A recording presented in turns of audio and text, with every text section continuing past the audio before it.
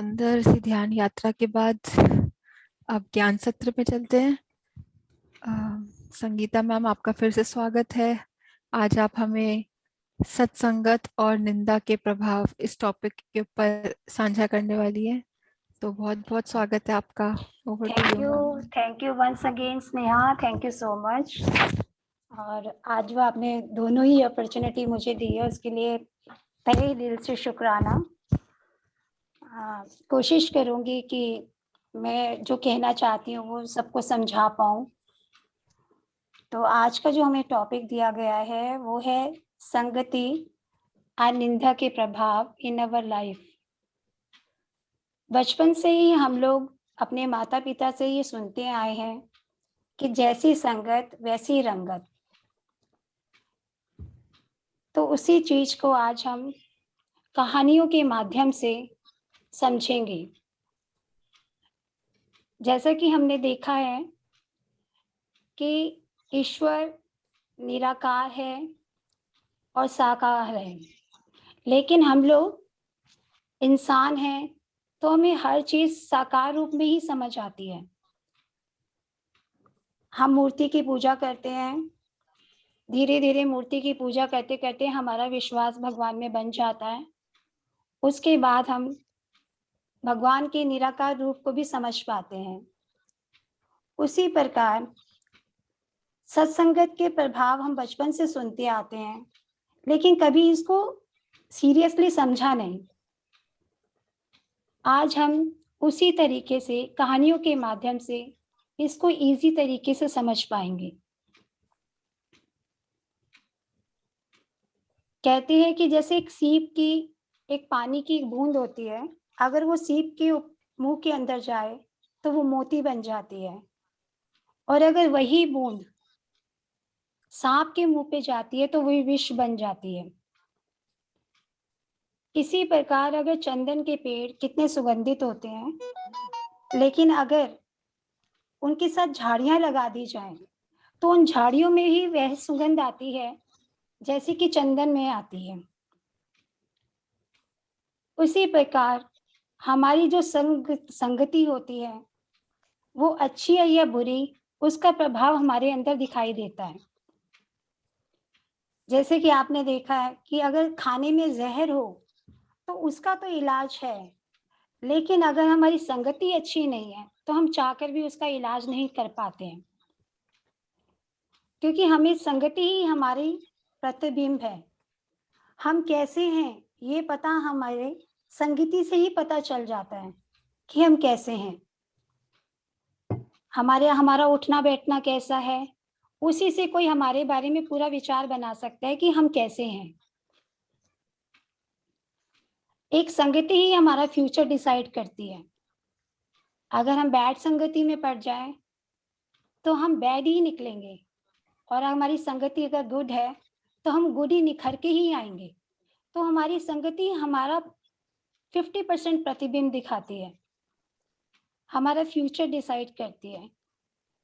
For example, अगर हमारे group में 10 लोग हैं और 10 लोगों में से वो 8 लोग फिटनेस पे बहुत ध्यान देते हैं, तो ऐसा कभी हो ही नहीं सकता कि हम कभी बीमार पड़ जाएं। और अगर 10 लोगों में से 8 लोग आलसी हैं तो 100% कि एक ना एक दिन हम भी उनकी लिस्ट में ही होंगे। तो हमारी संगति हमें बहुत इफेक्ट करती है, दिखाई नहीं देती लेकिन धीरे धीरे अपना असर जरूर दिखाती है। तो हमारी संगति अच्छी है या बुरी, इसका पता हमें कैसे लगे? तो उसके लिए कहा गया है कि जब भी आप किसी संगति में रहते हैं, अगर आपको उस संगति में कुछ ऊंचा उठने का बड़े विजन दिखाई देते हैं, कि हम बड़े बड़े विजन दिखाई देते हैं, बड़े बड़े आपके ड्रीम आते हैं, और आप रात को सोते समय ये सोचते हैं कि कल मैं ऐसा अच्छा क्या करूं जो मैं सबके लिए अच्छा साबित हूं, तो समझ लीजिए वो संगति आपके लिए अच्छी संगति है। आप जिस संगति में अपने आप को कंफर्टेबल फील करते हैं वो संगति आपके लिए अच्छी नहीं है। क्यों नहीं है? क्योंकि जहां पर भी आप कंफर्टेबल रहेंगे वहां आपकी ग्रोथ नहीं है। आपकी ग्रोथ कहाँ है? जहां आप अनकंफर्टेबल हैं। सपोज अगर आप 10 लोगों के बीच में आप सबसे ज्यादा इंटेलिजेंट है या सबसे ज्यादा आप स्मार्ट है, तो आपकी जो ग्रोथ है वहीं तक ही रह जाएगी, क्योंकि बाकी सब आपसे नीचे हैं। और वहीं जहां आपके ग्रुप में आप निम्न स्तर पे हैं और बाकी सब आपसे इंटेलिजेंट हैं, स्मार्ट हैं, तो आपका भी मन रहेगा कि मैं भी एक स्टेज पर इनके बराबर पहुंच जाऊं। तो यही आपकी ग्रोथ जो है वहीं रुक जाती है, वहीं बढ़ती है जैसी आपकी संगति होती है। तो जहां पर आपको कंफर्टेबल फील हो वो संगति आपके लिए अच्छी नहीं है, क्योंकि वहां आपकी ग्रोथ नहीं है। इसी चीज को आज हम स्टोरी के माध्यम से समझेंगे कि कैसे एक संगति हमें इफेक्ट करती है और हमें पता भी नहीं चल पाता है। एक व्यक्ति थे जो पूजा पाठ में बहुत ध्यान रखते थे। सारा दिन उनका काम ही था पूजा पाठ करना, और इतनी पूजा पाठ करते थे कि उनके घर में किसी चीज की कोई कमी नहीं थी। सुबह उठना अपना उनकी दिनचर्या थी, सुबह उठना, पूजा पाठ करना, ऑफिस जाना, ऑफिस से आना, शाम को फिर सिमरन करना, और उसके बाद फिर अपना घर गृहस्थी के कामों में नियम से करना, और दूसरे दिन भी उनकी दिनचर्या यही रहती थी। वो अपनी फैमिली में बिल्कुल खुश थे, उनको किसी चीज की कमी नहीं थी, घर में सुख और शांति। उनका जो ऑफिस था, ऑफिस का जो बीच का रास्ता था वो कम से कम 2 घंटे का रास्ता था, और रोज ऑफिस में जाते समय वो अपना सिमरन करते हुए जाते थे। काफी टाइम से ये सब चल रहा था। एक दिन वो गलत कंपार्टमेंट में चढ़ गए, ट्रेन के गलत कंपार्टमेंट में चढ़ गए। वो अपना सिमरन कर रहे थे, सामने कुछ लोग ताश खेल रहे थे। एक दिन अवॉइड किया उन्होंने, ऑफर किया कि ताश खेलने के लिए, उन्होंने एक दिन अवॉइड किया, दूसरे दिन अवॉइड किया, तीसरे दिन किसी ने उनको फोर्सली ऑफर किया कि कुछ नहीं होता, 2 पत्ते खेल लो। उन्होंने कहा कि जहाँ इतना सही, वहां 2 पत्ते खेलने में क्या जाता है। वो भी उनके साथ 2 पत्ते खेलने लगे। धीरे धीरे उनका इंटरेस्ट बढ़ता गया। अब वो 2 पत्तों की जगह 15 मिनट खेलने लगे, एंजॉय होने लगा, एंजॉय फील करने लगे। ऐसे करते करते कब वो पूरे उन 2 घंटों में जहाँ वो सिमरन किया करते थे, पूरे वो 2 घंटों में उनका यही रहता था कि वो ट्रेन में जाते हुए पत्ते खेलते थे। पत्तों का शौक उनको इतना चढ़ गया कि उनका सिमरन बंद हो गया। ऑफिस में जाते थे तो ऑफिस में यही रहता था, कब शाम हो, कब मैं ऑफिस से निकलूं, कब ट्रेन में चलो, और कब मैं वो अपना पत्तों का खेल खेलूं। धीरे धीरे उनका सब चीजों से ध्यान हटता गया। पूजा पाठ छूट गया, घर में आना, पूजा पाठ नहीं करना, अशांत रहना, दूसरे दिन सोचना कि कल हम जुए में क्या खेलेंगे, कल मैं क्या लगाऊंगा, कल मैं कितना जीतूंगा। तो उनका वो सारा माइंड उसी चीज में चलता रहता था। अब जिस मंदिर में वो रोज जाते थे दर्शन करने के लिए, अब पुजारी ने सोचा कि ये बंदा रोज मेरे यहाँ आता था, अब क्या कारण है कि बंदा मेरे यहाँ आता ही नहीं। तो क्यों ना मैं एक बार जाके उनके घर में जाके पता करूं। जब उनके घर में वो पता करने के लिए गए तो उन्होंने देखा कि उनका घर जो इतना डिसिप्लिन में चलता था, अस्त व्यस्त, गरीबी उनके घर में आ गई। क्योंकि आप जितना कमा रहे हो आप उतना ही जुए में लगा रहे हो, तो आप सरवाइव कैसे करोगे। तो बड़े हैरान हुए, उनने उनकी वाइफ से पूछा कि ये सब कैसे हो गया। तो उन्होंने बोला कि अब कुछ पता नहीं, सैलरी घर में नहीं आती है। उन्होंने बहुत पूछना चाहा लेकिन घर में किसी को भी नहीं पता था कि अचानक 1 महीने के अंदर ही उनके घर, जो एक स्वर्ग जैसा घर था, वो ऐसा घर कैसे बन गया। उसके बाद पंडित जी उनके वेल विशर थे, उन्होंने उनकी दिनचर्या का स्टार्टिंग से ही उनका पीछा करना शुरू किया। वो ट्रेन में चढ़े, अब उनको कोई कंपार्टमेंट अच्छा ही नहीं लगता था, उसी कंपार्टमेंट में चढ़ते थे जहाँ पे वो सारे जुआरी बैठते थे। वो उस ट्रेन में चढ़े, पंडित जी उनके पीछे पीछे। उसके बाद उन पूरे 2 घंटों में उन्होंने वो जुआ खेला। उसके बाद ऑफिस गए, पंडित जी बाहर, ऑफिस के बाहर। जैसे वो शाम को ऑफिस से आए, पंडित जी उनके पीछे पीछे। फिर शाम को जुआ। जैसे ही वो नीचे उतरे ट्रेन से अपने घर के लिए, पंडित जी ने उनको रास्ते में ही रोका। और उन्होंने पूछा कि ये सब कैसे हुआ? उन्होंने कहा, पंडित जी मैं ये छोड़ना चाहता हूँ, लेकिन मैं छोड़ नहीं पा रहा हूँ। मैं खुद जानता हूँ कि मेरा घर अस्त-व्यस्त हो गया, मेरा स्वर्ग जैसा घर नर्क बन गया इस जुए की वजह से, लेकिन मैं अपनी ये बुरी आदत छोड़ ही नहीं पा रहा हूँ। तो पंडित जी ने उनको बोला, जैसे आपने इसको 2 पत्तों से आप नहीं छोड़ पाओगे, जैसे 2 पत्तों से आपने यहाँ तक अपना 2 घंटे का सफ़र जुए में निकाला, वैसे ही आप धीरे-धीरे आप इसको छोड़ो। पंडित जी की बात उनको बहुत अच्छी लगी, क्योंकि इतने समय से अगर कोई पूजा-पाठ में आ रहा है, तो जब जीवन चेंज होता है तो उसको भी महसूस होता है कि मेरा जीवन चेंज हो रहा है। तो उनको पंडित जी की बात बहुत अच्छी लगी और उन्होंने उसी दिन से, कहते हैं ना कि जो बुरी आदत होती है वो इतनी जल्दी नहीं छूटती है।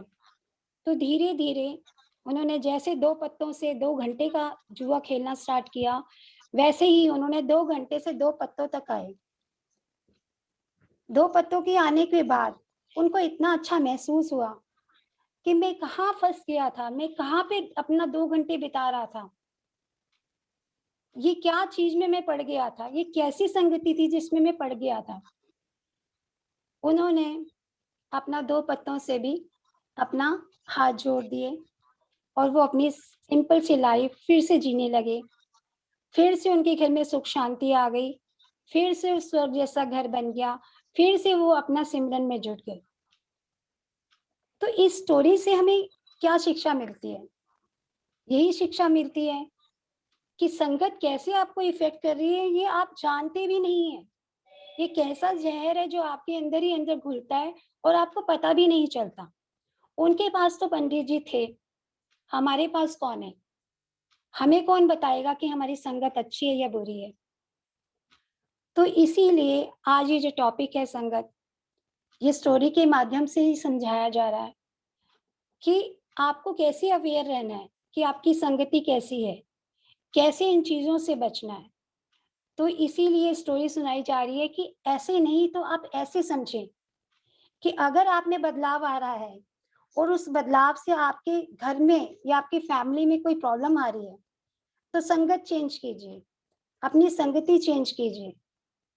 यही स्टोरी का सबसे ज़्यादा हमारे लिए इफ़ेक्ट है कि हम इससे कुछ सीखें। नेक्स्ट स्टोरी जो मैं लेकर आ रही हूँ आज, ये नामदेव जी, जिनके बारे में भक्त नामदेव जी, जिनके बारे में आपने बहुत सुना है। नामदेव जी ठाकुर जी को बहुत मानते थे, उनकी बहुत श्रद्धा थी उनमें। उनकी सुबह ठाकुर जी से शुरू होती थी और रात भी ठाकुर जी से। ठाकुर जी जैसे उनके लिए एक मित्र समान थे। वो ठाकुर जी से बात करते थे, वो ठाकुर जी के साथ खाना खाते थे और वो ठाकुर जी की सेवा करते थे। एक भक्त थे त्रिलोचन, इनका नाम भी आपने सुना होगा। कहते हैं कि मित्रता कैसी होनी चाहिए, संगति कैसी होनी चाहिए, इस स्टोरी से हम सीखेंगे। उन्होंने नामदेव जी को अपना मित्र बनाया। नामदेव जी बहुत पहुंचे हुए भक्त थे। वो नामदेव जी से मिलने जाते थे तो नामदेव जी उनको सुबह मिलते थे। सुबह-सुबह वो रामदेव जी अपने ब्रह्म मुहूर्त में उठते थे। सेठ त्रिलोचन जी उनसे मिलने ब्रह्म मुहूर्त में जाते थे। ब्रह्म मुहूर्त में उनके पाँव को स्पर्श करते थे, उनके पास बैठते थे, उनके विचार विचार करते थे, विचार-विमर्श करते थे, अच्छी बातें सीखते थे। जब भी वो नामदेव जी और त्रिलोचन जी, जो सेठ त्रिलोचन जी थे, आपस में जब भी मिलते थे तो ठाकुर जी की बातें करते थे। आज ठाकुर जी, भक्त नामदेव जी बोलते थे, आज ठाकुर जी आए थे, आज ठाकुर जी ने ये पहना हुआ था, आज ठाकुर जी ने ये खाया, आज ठाकुर जी ने ये बातें करी। तो सेठ त्रिलोचन जी को बड़ा हुआ कि ठाकुर जी तो इनसे बहुत आराम से मिलते हैं, ठाकुर जी मुझे क्यों नहीं मिलते? तो उन्होंने अपने मित्र नामदेव जी से कहा कि क्यों ना आप मुझे भी अपने ठाकुर जी से एक दिन मिलवा दीजिए। तो उन्होंने कहा, ठाकुर जी ऐसे नहीं मिलते। तो सेठ त्रिलोचन जी ने बोला, आप एक बार मेरी विनती तो कीजिए ठाकुर जी से, उनको बताइए तो सही कि मैं आपका मित्र हूँ, उनको बताइए कि मैं उनसे मिलना चाहता हूँ। तो नामदेव जी ने बोला, ठीक है, कल ठाकुर जी सुबह आएंगे तो मैं उनसे आपकी सिफारिश करूंगा, मैं आपकी विनती करूंगा। जब सुबह नामदेव जी ठाकुर जी को भोजन करा रहे थे, तो नामदेव जी ने ठाकुर जी को बोला, ठाकुर जी मेरा एक मित्र है त्रिलोचन, आप उसको दर्शन दीजिए। आप ऐसा क्या करें, वो ऐसा क्या करे आपको, क्योंकि सेठ त्रिलोचन जी तो सेठ थे, बहुत धनवान थे। उन्होंने नामदेव जी को बोला कि मैं ऐसा क्या चढ़ाऊं जो ठाकुर जी मुझे दर्शन दे। तो नामदेव जी ने ठाकुर जी को बोला कि ठाकुर जी मेरा मित्र बहुत धनवान है, वो क्या भेंटा करे आपको, अब वो आपको क्या भेंट चढ़ाए जिससे कि आप उनको दर्शन दे दो।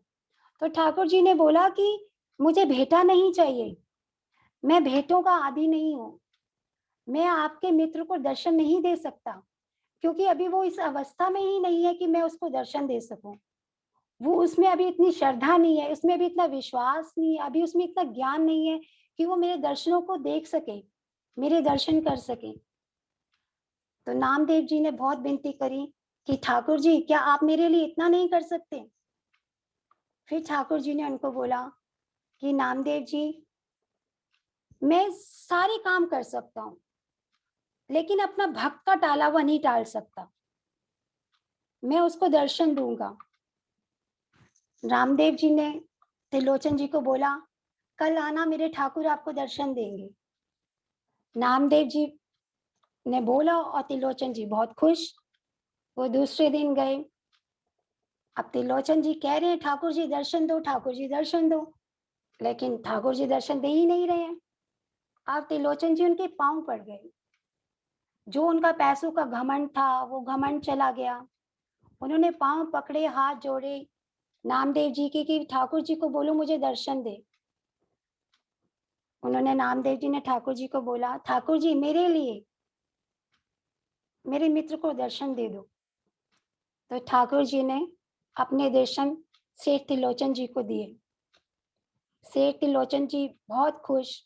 उन्होंने नामदेव जी का धन्यवाद किया और वो अपने घर को चले गए। तो इस स्टोरी से हमें क्या शिक्षा मिलती है? इस स्टोरी से हमें शिक्षा मिलती है कि सेठ त्रिलोचन जी ने मित्र किसको बनाया?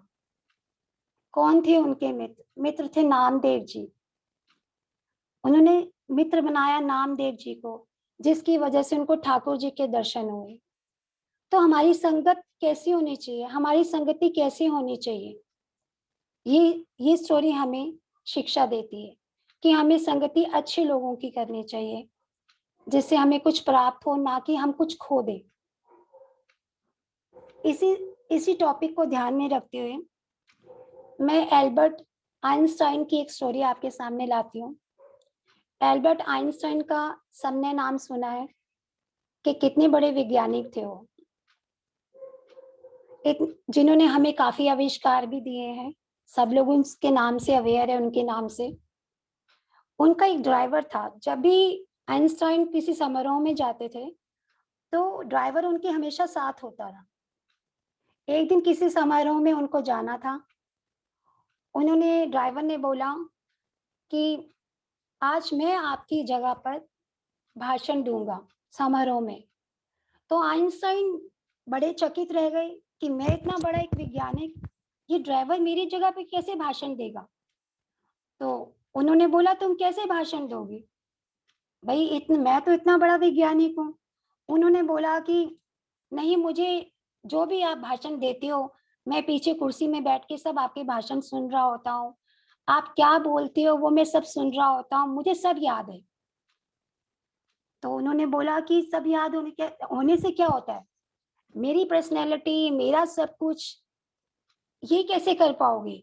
तो उन्होंने यही बोला कि मैं सारा दिन 24 घंटे आपके साथ रहता हूँ, आप कैसा बिहेव करते हो, आप कैसे बैठते हो, कैसे उठते हो, कैसे सोचते हो, मुझे सब पता है, मैं भाषण दे दूंगा। तो आइंस्टाइन को ये अच्छा लगा।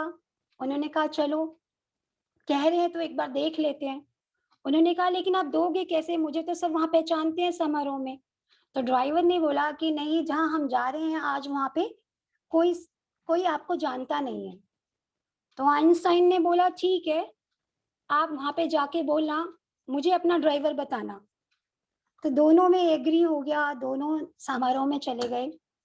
उन्होंने उसका लुक ले लिया, आइंस्टाइन ने ड्राइवर का लुक ले लिया। ड्राइवर ने आइंस्टाइन का लुक ले लिया और जब लोग वो समारोह में गए तो सब लोगों ने ड्राइवर का वैसे ही स्वागत किया जैसे एक वैज्ञानिक का आइंस्टाइन का करते हैं। बहुत अच्छा स्वागत हुआ। वो जब स्टेज पे चढ़े अपना भाषण बोलने के लिए, तो आइंस्टाइन ऑडियंस के बीच में अपनी चेयर लेके बैठ गए और ड्राइवर ने आइंस्टाइन को अपना ड्राइवर संबोधित करते हुए इंट्रोड्यूस किया कि ये मेरे ड्राइवर हैं। वो उनका पूरा भाषण सुन रहे थे। ड्राइवर ने हूबहू आइंस्टाइन का ही सारा भाषण दिया जैसे वो देते थे। सारे हॉल में तालियों की गुंजाहट हो गई। सारे लोगों ने उनको बहुत अप्रिशिएट किया, उनकी तालियां बजी। उसमें से एक व्यक्ति ने उस ड्राइवर से एक क्वेश्चन कर लिया। आइंस्टाइन ने बोला, अब ये फंस गए, ये इस क्वेश्चन का आंसर कैसे देंगे? अब तो सारी जो भी है वो सब खुल जाएगा। लेकिन उस ड्राइवर ने ये बोला कि क्या आपको इतनी आसान क्वेश्चन का आंसर नहीं आता? इतने आसान क्वेश्चन का आंसर देना मैं जरूरी नहीं समझता। इसका आंसर तो मेरा ड्राइवर आइंस्टाइन की साइड इशारा करके कि मेरा ड्राइवर ही दे देगा। तो ड्राइवर ने, आइंस्टाइन जो बने हुए थे, उन्होंने उस क्वेश्चन का आंसर दिया बाखूबी और तालियों की गुंजनाहट हो गई। इतना खूबी से ड्राइवर ने उस चीज को संभाला, जो कि एक ड्राइवर थे लेकिन संभाला एक खूबी से जैसे आइंस्टाइन संभालते। तो इस स्टोरी से भी हमें यही शिक्षा मिलती है कि चाहे वो ड्राइवर था, चाहे उसकी नॉलेज शॉर्ट थी, चाहे उसको नॉलेज नहीं थी, लेकिन उनकी संगति में रहते रहते वो खुद एक वैज्ञानिक की तरह सोचता था, वो खुद एक वैज्ञानिक की तरह एक्ट करता था, वो खुद एक वैज्ञानिक की तरह आंसर देता था। तो इससे भी हमें यही शिक्षा मिलती है कि संगति अपना असर दिखाती है, संगति हमें कुछ सिखा के जाती है। इसी स्टोरी को लेकर एक स्मॉल स्टोरी और भी है, कृष्ण पत्र। एक गांव में एक किसान रहता था, उसके पास बहुत सारी गायें थी और वो गांव को चराने जाता था और यही उसकी जीवन का आय था। वो गाय का दूध बेचता था और उसी से अपना जीवन यापन करता था। एक बार उस गांव में कुछ ऋषि मुनि आ गए। वो गांव में यज्ञ करते थे और हर एक पत्ते पर कृष्ण कृष्ण लिखते थे।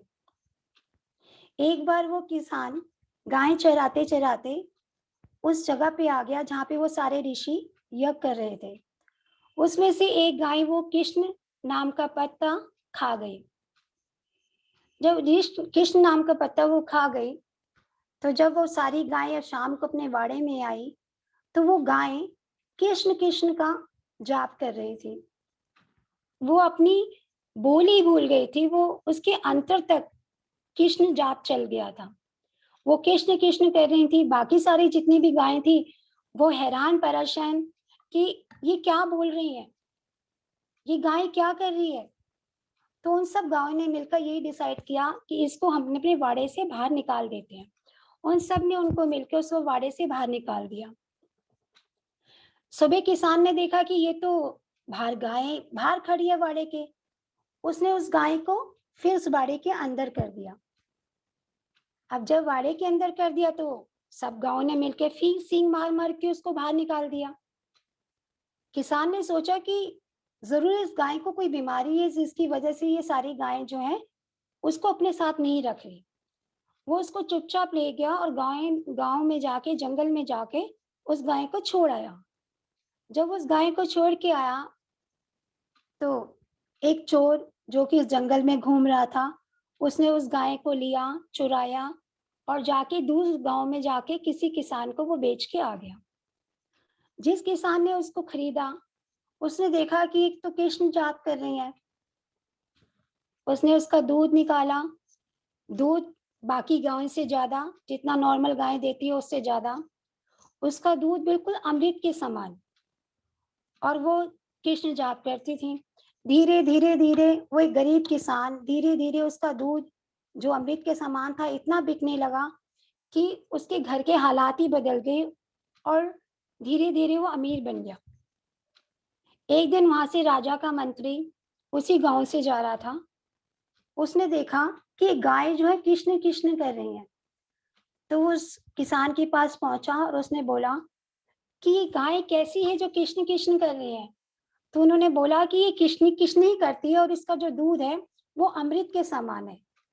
जब मंत्री ने पिया तो उसको सच में वो दूध बिल्कुल अमृत के समान लगा और वो अपने राजमहल में वापस आ गया।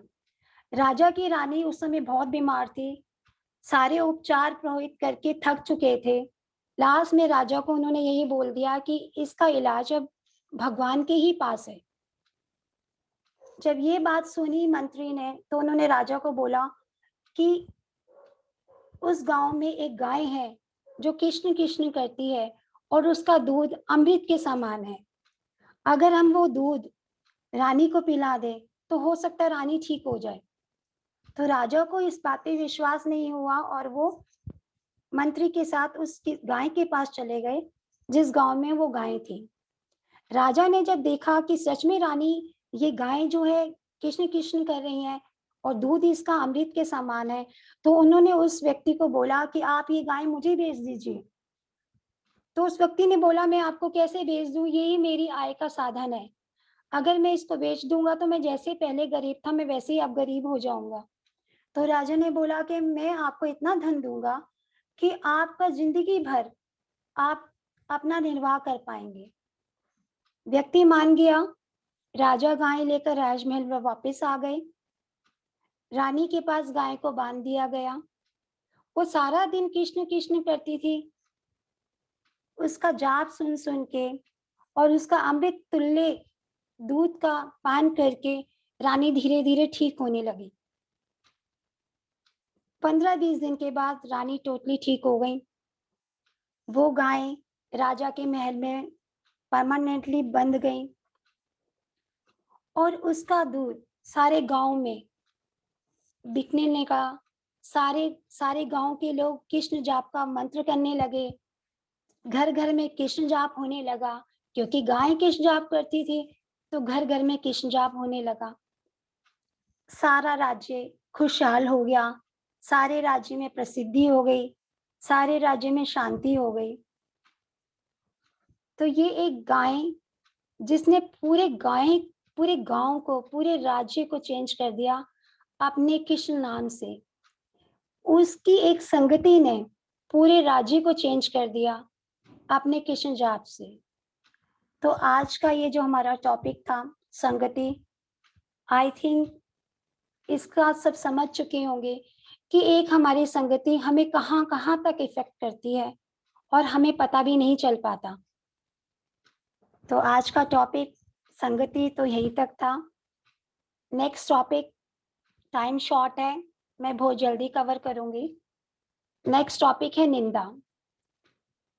निंदा के बारे में हम ये सुनते आए हैं कि निंदा से हमें कोई फायदा नहीं होता, लेकिन हम निंदा जरूर करते हैं। चाहे किसी की भी निंदा हो, करने से पहले एक बार सोचते भी नहीं है। हमारे शास्त्रों में निंदा को सबसे बड़ा माना गया है, सबसे बड़ा पाप माना गया है। कहते हैं अहंकार, ईर्ष्या, द्वेष और ये मोह माया, इसका तो प्रायश्चित है, लेकिन निंदा का प्रायश्चित भी नहीं है। निंदा को वेदों में सबसे महापाप माना गया है। कबीर खुद कहते हैं, कबीरदास खुद कहते हैं, निंदो निंदो निंदो लोग कहो मुझे निंदो। कबीरदास जी कहते हैं कि लोग हो आप मेरी इतनी निंदा करो, इतनी निंदा करो कि मुझे स्वर्ग मिल जाए। इसका ये मतलब नहीं है कि कबीरदास जी को स्वर्ग प्यारा था।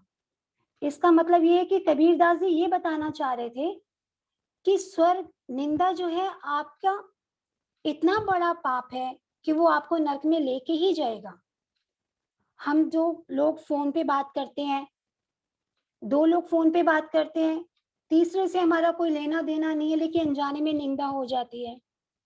आपस में हम मिलते हैं दो दोस्त, तीसरे दोस्त की बिना किसी कारणवश निंदा हो जाती है। तो निंदा हम अनचाहे ना चाहकर भी कर लेते हैं, लेकिन कभी उसके बारे में सोचा नहीं कि इसका इफेक्ट हमारे ऊपर कितना पड़ता है।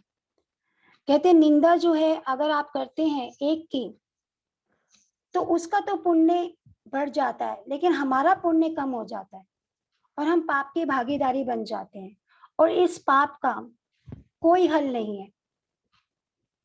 इसलिए आज इस टॉपिक को हम निंदा की मैं स्टोरी आपको लेकर आती हूँ। सबसे पहले निंदा की जो स्टोरी है, इससे हम ये शिक्षा लेंगे जो आज का टॉपिक हम कवर करेंगे। एक राजा थे, उनके राजमहल में एक ऋषि आए। उन ऋषि ने उनसे बोला कि कुछ भिक्षा दे दो। उस समय राजा अपने अस्तबल में थे, अपने घोड़े को तैयार कर रहे थे शिकार के लिए। ऋषि ने बोला कि भिक्षा दे दो, तो राजा ने बोला कि बाद में आना। ऋषि ने बोला कि भिक्षा का एक समय होता है, अभी जो देना दे दो। राजा ने फिर बोला कि नहीं, महल में आना, महल में भिक्षा मिलेगी। ऋषि ने बोला कि अभी जो देना है अभी दे दो। तो राजा ने गुस्से में बोला कि वहां घोड़े की जो लीद पड़ी थी, उसको बोला, लीद उठा के बोला, ये ले जाओ। क्योंकि पहले ऋषि ने बोला था आप जो दोगे वो आपको डबल करके मिलेगा, आप जो दोगे वो आपको दुगना मिलेगा। उसकी बात पे ध्यान ना देते हुए राजा ने बोला, ये घोड़े की लीद पड़ी है, ये घोड़े की लीद आप ले जाओ। ऋषि वहां से अपनी भिक्षा समझ के उस लीद को ले गए। कुछ महीनों बाद राजा जब शिकार के लिए निकले तो उन्होंने जंगल में देखा कि एक झोपड़ी बनी हुई है। उन्होंने अपने जो भी घोड़ा चालक था उसको बोला कि वहां पता करके आओ कि उस झोपड़ी में कौन है, हम उनसे मिलना चाहते हैं। तो जब घोड़ा सवार उनसे पूछने गया तो उन्होंने, ऋषि ने बोला कि राजा को अंदर भेज दो। जब राजा अंदर गए तो उन्होंने देखा कि कुटिया के बाहर लिद का एक इतना बड़ा टीला बना हुआ है। तो राजा ने उनसे बोला कि आपने कुटिया के बाहर लिद का इतना बड़ा टीला बनाया हुआ है। उन्होंने बोला, राजा ये टीला बनाया नहीं हुआ है, ये टीला बना हुआ है, ये तुम्हारे ही द्वारा दिया गया है। तो राजा बहुत परेशान कि मैंने इतना बड़ा टीला कब दिया। तो उन्होंने बोला, राजा याद करो भिक्षा में तुमने क्या दिया था, और मैंने क्या कहा था कि जो भी दोगे वो आपको डबल करके मिलेगा। तो ये डबल करके मिला है। अब आपको, उन्होंने कहा, ये कैसे खत्म होगा। उन्होंने बोला, ये तुम्हें खाना पड़ेगा। राजा ने बोला कि मैं इतना बड़ा टीला कैसे खा सकता हूँ लीद का। उन्होंने बोला, अगर नहीं खाना तो आप कुछ ऐसा करो कि लोग आपकी निंदा करें। राजा ने बोला, उससे क्या होगा। उन्होंने राजा को बोला, आप करके देखो, जितना लोग आपकी निंदा करेंगे उतना आपका ये लीद का टीला कम होता जाएगा। राजा चले गए, राजा महल में गए। उन्होंने बहुत बहुत बुरे कर्म, नृत्य को, लेडीज को डांस करवाना, शराब पीना शुरू कर दिया, अत्याचार शुरू कर दिए, लोग उनकी बुराइयां करने लगे। 2-3 दिन बीते ही थे कि राजा ये चेक करने गए कि क्या ऋषि की बात में कुछ सत्य है, क्या लीद कुछ कम हो सकता है निंदा से। तो जब वो गए वहां तो उन्होंने देखा कि उनका टीला नीचे आ रहा है, उसका साइज कम हो रहा है। वो बिना ऋषि से मिले दोबारा चले गए। उन्होंने अपने अत्याचार और बढ़ा दिए, अपने दुष्कर्म और बढ़ा दिए। धीरे धीरे उनका टीला कम होता गया। लास्ट में जब वो ऋषि से मिलने गए तो उन्होंने देखा कि टीला थोड़ा ही पड़ा है। उन्होंने कहा ऋषि को कि मैंने तो सब कुछ कर लिया, जितना दुष्कर्म करना कर सकता था सब कर लिया, लेकिन ये बचा है, ये कैसे खत्म होगा। तो ऋषि ने बोला, ये तो मूल है, ये तो आपको खुद ही खत्म करना पड़ेगा, ये तो आपको खुद ही खाना पड़ेगा। तो राजा ने देख लिया सब करके, इससे बुरा वो क्या कर सकते थे। उन्होंने उस लीद को उठाया, अपने महल में गए, उसको सुखाया और खाने के साथ सुबह शाम एक चम्मच जो भी खा सकते थे उसको उसने खाया। अब इस शिक्षा से हम लोगों को क्या शिक्षा मिलती है इस स्टोरी से, कि हमारी निंदा कितनी कितनी भयानक है, कि उसने अपना रूप इतना ले लिया। हमारी निंदा उस लिंग से भी ज्यादा खतरनाक है, जो कि खत्म हुई निंदा करने की वजह से। तो निंदा कभी भी हम जो करते हैं, ये सोच के नहीं करना चाहिए कि हम ऐसे ही कर रहे हैं। हमें अपनी वाणी में विश्राम देना चाहिए। हमें जो भी बोलें वो सोच समझ के बोलना चाहिए। इस स्टोरी से हमें यही शिक्षा मिलती है। नेक्स्ट स्टोरी एक और भी है, बट टाइम शॉर्ट है तो एक ही सुनाऊंगी। एक राजा थे, वो रोज अपने महल में 100 ब्राह्मणों का भोजन कराया करते थे। उसके बाद ही वो खुद भोजन करते थे। एक बार भोजन की तैयारी हो रही थी, 100 ब्राह्मण आए, उन्होंने भोजन किया और भोजन करके 100 के 100 ब्राह्मण मर गए। सारे राजमहल में हाहाकार मच गया कि 100 ब्राह्मण मर गए। एक ब्राह्मण की हत्या का पाप बहुत बड़ा होता है, तो 100 ब्राह्मण की हत्या का भार और कितना ज्यादा होगा, ये हम सोच भी नहीं सकते। अब हाहाकार जब नीचे मच गया तो ऊपर स्वर्गलोक में भी हाहाकार मच गया। अब इतनी शोर मचा तो सारे देवता आपस में इकट्ठे हुए, धर्मराज इकट्ठे हुए कि इस ये जो 100 ब्राह्मण की हत्या का दोष दिया किसको जाए, कौन है इसका दोषी। किसी ने कहा कि ये जो जहर वाला खाना था उसकी वजह से ब्राह्मण मरे। अब ये जहर वाला खाना बना कैसे। एक पंछी जा रहा था, उसके पंजे में एक मरा हुआ सांप था। वो सांप उस खाने में गिर गया, खाना जहरीला हो गया और जिसको ब्राह्मणों ने खाया और वो लोग मर गए।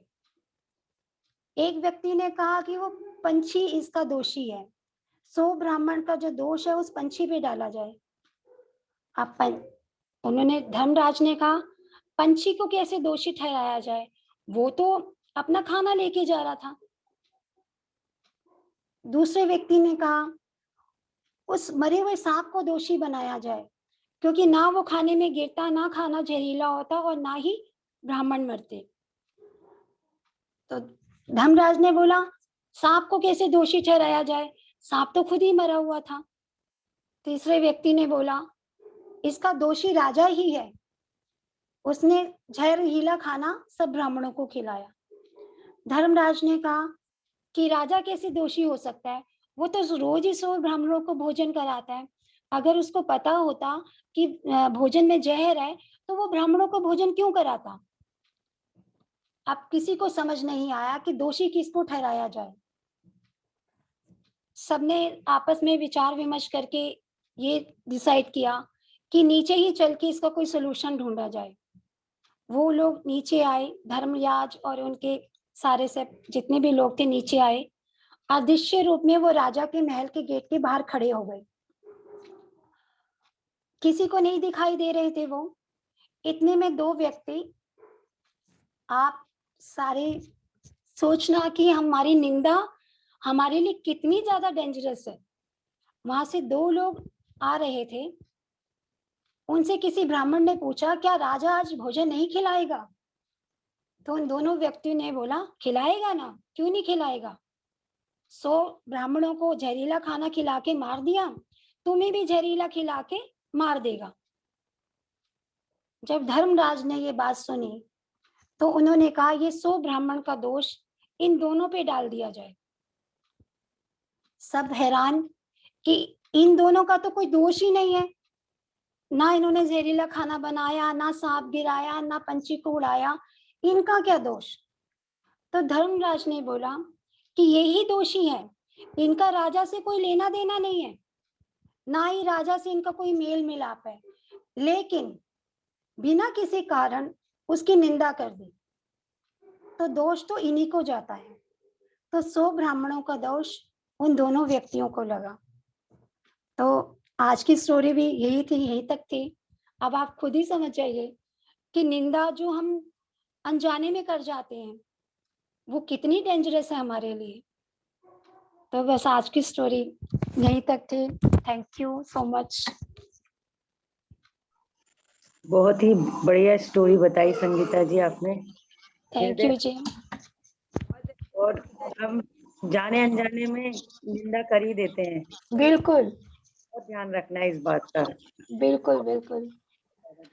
और मैं आज आपको एक अपना बताती हूँ कि सुबह सुबह जब मैं उठी तो मैंने पहले भी ग्रुप में बताया कि मुझे इंट्यूशन बहुत होता है और मेरी इनर वॉइस भी मेरे से इंट्यूशन देती है और मैं सुनती भी हूँ एंड मैं उसके अकॉर्डिंग एक्ट भी करती हूँ जो मुझे इनर वॉइस आती है।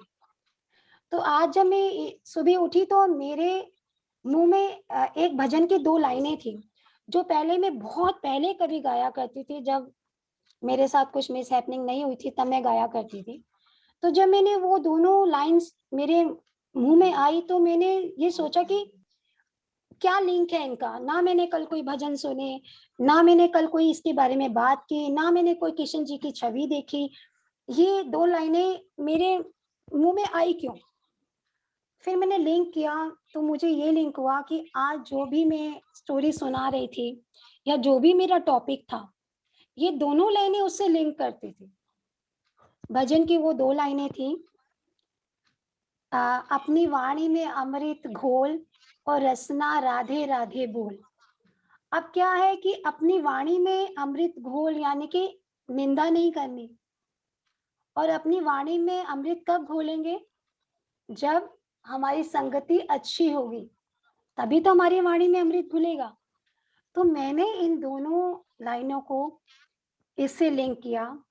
फिर मैंने यूट्यूब पे वो भजन सुना, मुझे बहुत पहले आता था, अब नहीं आता। फिर मैंने सुना, मैंने याद किया। तो अगर टाइम है और स्नेहा जी मुझे परमिशन दे तो मैं एक अंतरा तो सुना ही देती हूँ। जी चली जा चुके हैं, उनको मीटिंग थी। अच्छा, तो इंदु जी आपकी परमिशन है? हाँ जी सुना दीजिए। कोई और है तो वो वैसे भी आपके किशन जी का, हाँ किशन जी का ही है। हाँ जी जो जिन लोगों को आता है, पूनम भाभी को भी आता होगा, तो वो जरूर गुनगुनाएं। अपनी वाणी में अमृत घोल, अपनी वाणी में अमृत घोल, ओ रसना राधे राधे बोल, ओ रसना राधे राधे बोल। तेरे बोल बड़े अनमोल, तेरे बोल बड़े अनमोल, ओ रसना राधे राधे बोल, ओ रसना राधे राधे बोल, ओ रसना राधे राधे बोल। राधा जी बरसाने वाली, राधा जी विषबान दुलारी, राधा जी बरसाने वाली, राधा जी वृषभान दुलारी, राधा जी विषभान दुलारी, राधा जी विषभान दुलारी। 2 अक्षर आधार जगत के, 2 अक्षर आधार जगत के, ये अक्षर अनमोल, ओ रसना राधे राधे बोल, ओ रसना राधे राधे बोल, ओ रसना राधे राधे बोल। अपनी वाणी में, अपनी वाणी में अमृत घोल, ओ रसना राधे राधे बोल, ओ रसना राधे राधे बोल, ओ रसना राधे राधे बोल। जय श्री कृष्णा, जय श्री कृष्णा। बहुत अच्छा।